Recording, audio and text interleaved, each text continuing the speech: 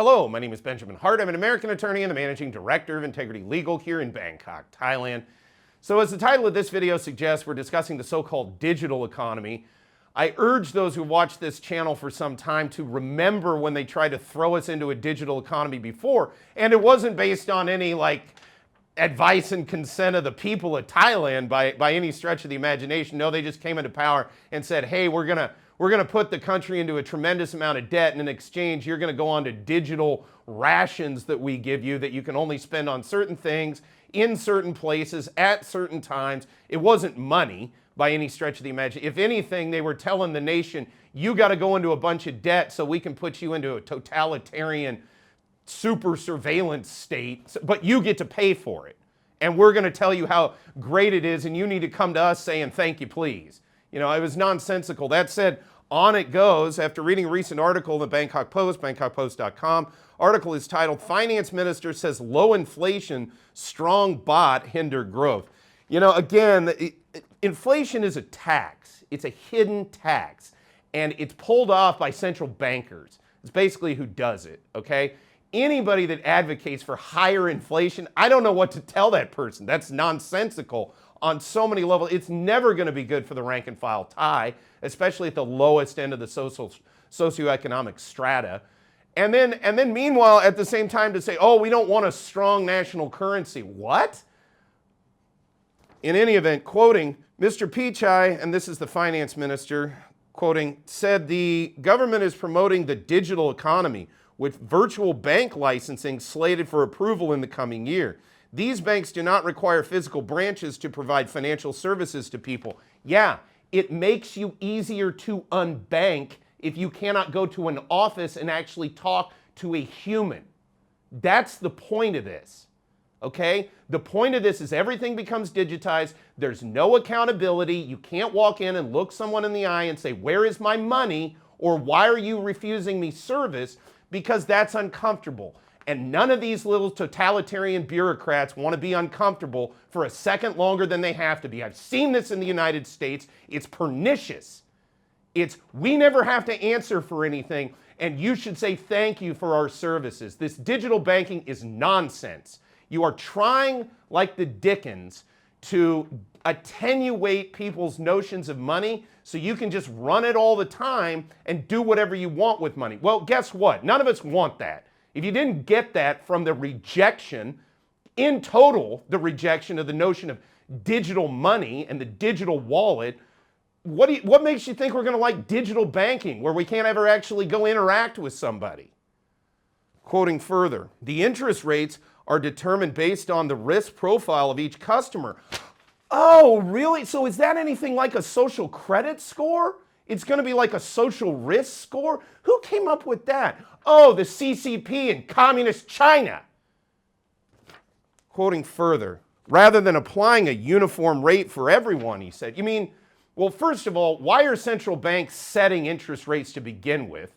It's the one thing in a free economy, the time value of money, that should be haggled out down in the trenches amongst the capitalists, amongst the people that need the money and that want to put the money to the most productive use. But oh no, much like the Fed, all central banks have stepped in and said, well, no, we can't have that happening, so we're just going to go ahead and set that. Now, under the guise of setting interest rates, they're going to basically, through their digital banking system, analyze and scrutinize each individual Thai for their risks.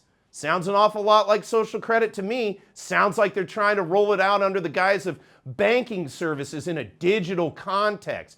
Meanwhile, you know, Keynesianism is just nonsense, okay? This notion that we can digitally control stuff and inject stimulus and pull out money and do this and that, that's command economics. I heard something really on point from a guy named Alistair MacLeod. He has his own Substack. You can look him up. He's also, I think, over on a place called Gold Money. He once said, he was talking about the Russian economy. He once said, well, the Russians went through Marxism, and they went through Marxism for, 70 plus years, Marxist-Leninism. They never were infected by this notion of Keynesianism. I've said it before and I'll say it again. Stalin once said that socialism was, communism was socialism in a hurry. Well, I would say Keynesianism is socialism by subterfuge. because they use the sort of cloak of banking and saying, oh, well, we're here to enhance capitalism is sort of the implied message. When in reality, what's going on is they're trying to control everything. Just like in a command economy, they're just doing it through the banking functions. Okay? That's what scares me so much about this. This is why I hate this. This is why this last 14 months or so, 16, 18 months now, whatever we're at, ever since this core coalition party came in, which bear in mind, for a decade, we saw none of this World Economic Forum stuff here in Thailand, period. None of it was here. All the discussion of economics was just standard commonsensical economic discussion. And then this crew comes in and all we've heard ever since is neo-Keynesianism, nearly modern monetary theory kind of stuff, digital money, digital banking. You know, we got to go into a tremendous amount of debt. We have to inject stimulus at a time when, quite frankly, Thailand's economy didn't need it. And then they use that as a pretext to then say, well, we got to go into more debt to stimulate more. What does that do to the country? You can see it. The proof is in the pudding.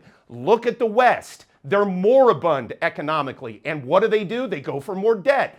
It's like a heroin addict. It's terrible. Again, OECD being rolled out. Didn't see any of that for a decade. Now they're talking about doing all this, which again, as we've discussed in other videos, will align your laws and your banking system to ours so that then we can extract wealth and loan it in foreign aid that never gets paid back. But we, the people here in Thailand, will be on the hook for that debt until time immemorial. This is the kind of thing they're trying to impose on Thailand through this notion of digital economy. And there is good sides to technology. I'm not anti-technology.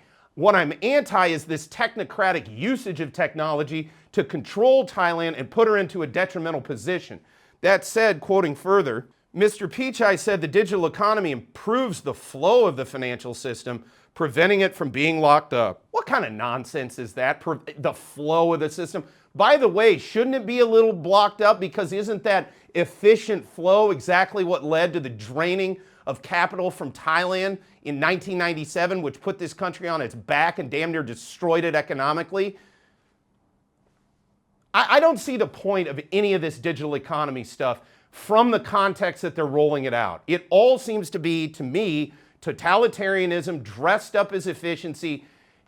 It's technocratic, but it's technocratic insofar as it decreases accountability, decreases actual efficiency in terms of government sector work. And again, to repeat, nobody's accountable for it because it's just, oh, it's the online system. We just get to blame it on the online system. That's how it's going to work. Honestly, Thailand, I really, really hope that cooler heads prevail in all of this talk about a digital economy.